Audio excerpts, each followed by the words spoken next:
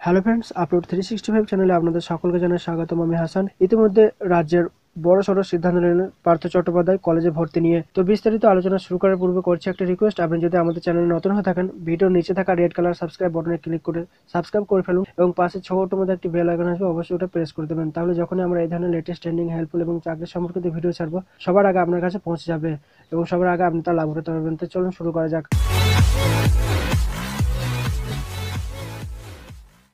কলেজে ভর্তি নিয়ে একের পর এক ঘটনায় উত্তপ্ত সারা বাংলা। কোথাও টাকা নিয়ে ভর্তির অভিযোগ তৃণমূল ছাত্র পরিষদের বিরুদ্ধে, আবার কোথাও টাকা নিয়ে ভর্তি না করানোর অভিযোগ। ফলে একের পর এক অভিযোগের প্রবল চাপে পড়েছেন তৃণমূল শীর্ষ নেতারা। এমনই ঘটনা প্রকাশ্যে ক্ষোভ জানিয়েছেন মুখ্যমন্ত্রী মমতা বন্দ্যোপাধ্যায়। ফলে পুরানো ঘটনা থেকে শিক্ষা নিয়ে এবার আগেভাগে ব্যবস্থা নিতে চলেছে শিক্ষা দপ্তর। পার্থ চট্টোপাধ্যায় বলেন, গত বছর কলেজে ভর্তি নিয়ে বিচ্ছিন্ন ঘটনায় ব্যতিব্যস্ত হয় পড়ুয়ারা এবং তাদের অভিভাবকেরা। রাজ্য সরকার এই বছর আর একটি নতুন ব্যবস্থা করেছেন। তো সেই ব্যবস্থাটা কি এখানে বলা হয়েছে? শিক্ষামন্ত্রী আরও জানান যে প্রতিটি কলেজে একটি করে বিশেষ ব্যাংকের মাধ্যমে আর্থিক লেনদেন করা হবে।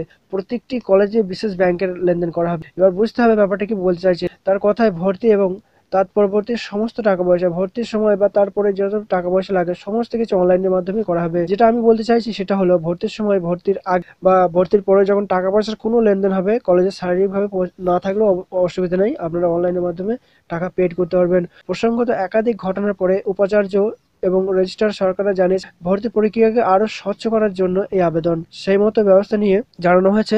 পুরনো ঘটনা থেকে শিক্ষা থেকেই এবার কলেজে ভর্তির ক্ষেত্রে বড়সড় সিদ্ধান্ত নিলেন পার্থ চট্টোপাধ্যায়। তো এই ছিল ছোট্ট একটি ইনফরমেশন। যদি ভালো লেগে থাকে অবশ্যই ভিডিও লাইক করবেন আর সাবস্ক্রাইব করতে ভুলবেন না, আর বেল আইকনটি অবশ্যই প্রেস করবেন। তো থ্যাংক ইউ।